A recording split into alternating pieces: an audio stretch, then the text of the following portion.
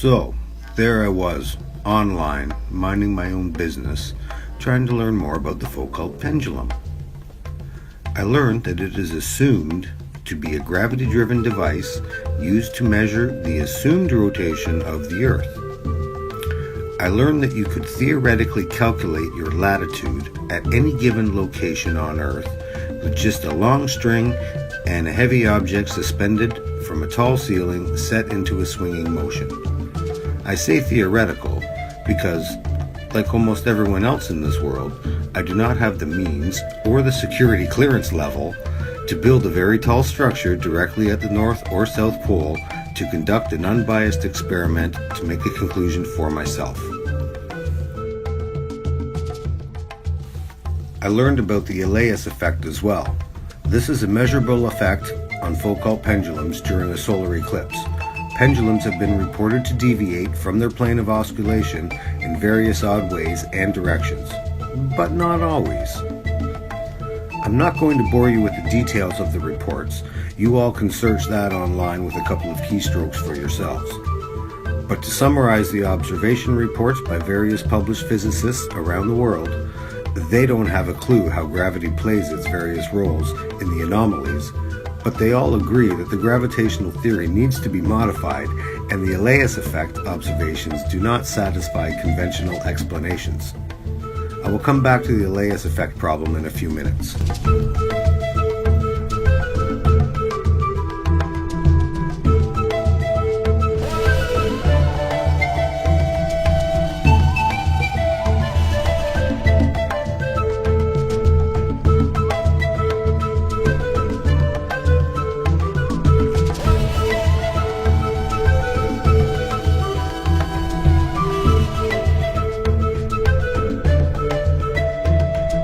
So, during my quest for knowledge about the Foucault pendulum, I think I might have stumbled onto a couple of tidbits of insight into the inner workings of the Foucault pendulums that have been used for scientific study and research and are currently in operation at universities, museums, and major shopping centers worldwide for almost 7 decades.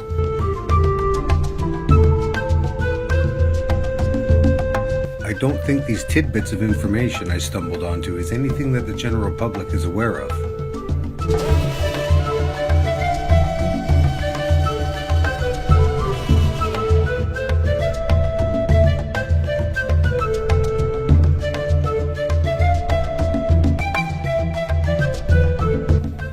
I thought it would be a good idea to start from the beginning and look into the manufacturers of the Foucault pendulums around the world. And, as it turns out, I can only find one, Academy Pendulums, based in California. Furthermore, they appear to have a monopoly on the Foucault pendulum business with a whopping 122 installations worldwide, starting as far back as 1951 through till 2011. There are more pendulums installed since 2011, but there is still only one manufacturer, so I'm pretty sure it is still a monopolized industry.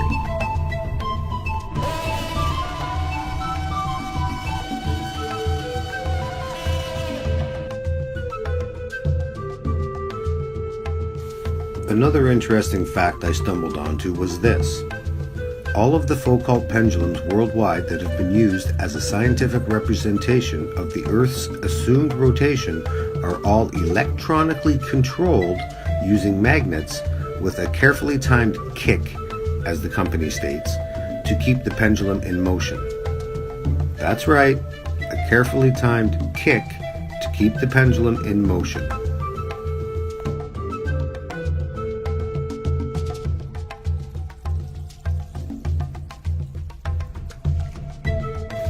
I personally think that it is no accident that there is only one man in the world who personally manufactures the all-important electromagnet, and that it is no accident that there is only one manufacturer in the world of the only device known to science that can allegedly detect the Earth's rotation in a visible fashion for the world's population to see.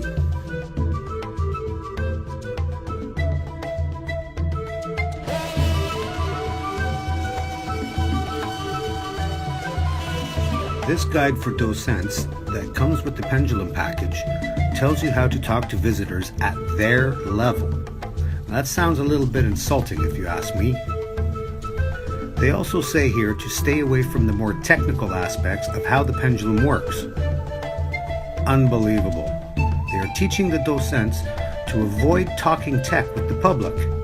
Well, I don't think there's a problem with tech talk with the public, unless maybe they don't want any unnecessary questions being raised.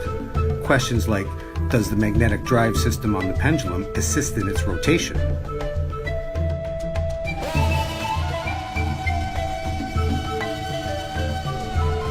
In the spirit of fair play, I will state that Academy Pendulums claims the magnetic control system is only used to keep the swing of the pendulums in motion. I think you know where I stand on that issue, but I digress.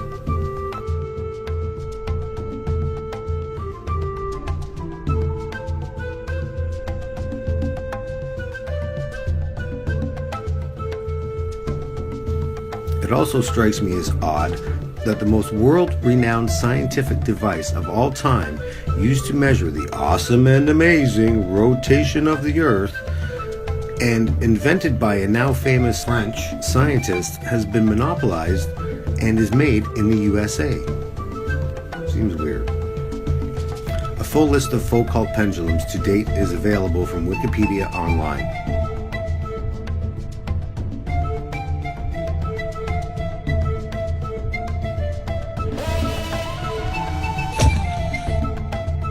If the controls are in fact necessary to keep a Foucault pendulum in motion for scientific research, then why is there no mention of this in any of the articles or publications online until you get toward the end of the publication, and only after you've already been told what the pendulum does and what it measures?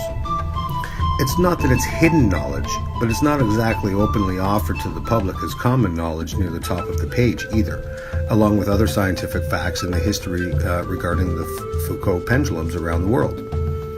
You have to look for it.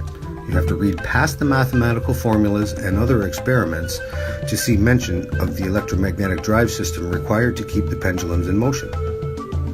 I have asked several people what they know about the Foucault pendulum. Some have heard about it, but don't know much about it.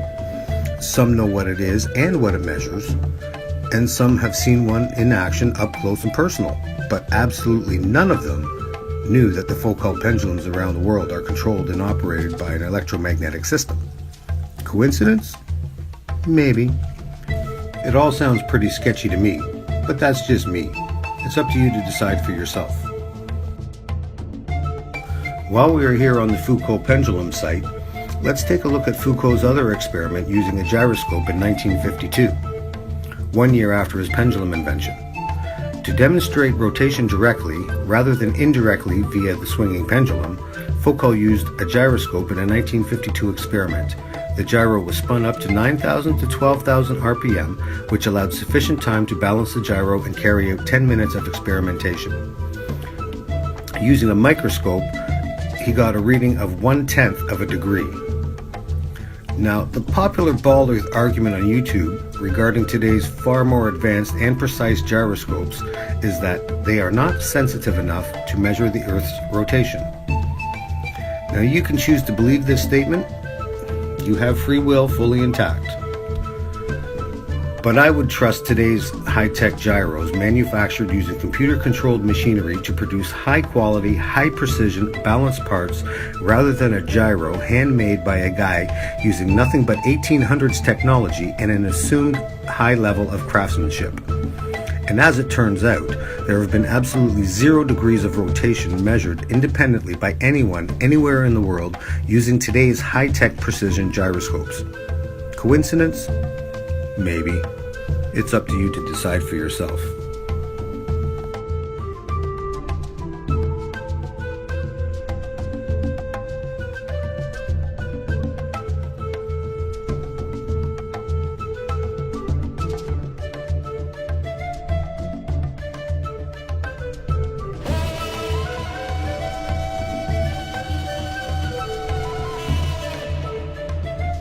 We will be right back to end this video after a quick message from our sponsors. Besides the familiar but weak force of gravity, there are three other forces in this universe, each of which is vital for our existence. Now, it may not seem obvious, but the force that holds these bubbles together is the same force that allows this flame to burn, electromagnetism. It's the force that allows us to push and pull things, the force that allows us to see everything. Let's look at what we know. We know that the Foucault pendulums are controlled with electromagnetic intervention by design, and we know that our natural world is dominated by electricity and the power within.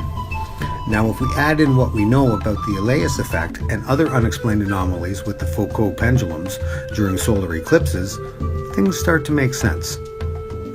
We know that electronics and even entire power grids can crash during such solar events. So there is definitely a connection between solar eclipses and the Earth's electromagnetic field. So it seems possible to me that the Foucault pendulum's electromagnetics and/or control systems may be affected by the disruption of the Earth's electromagnetic field when the moon passes in front of the sun.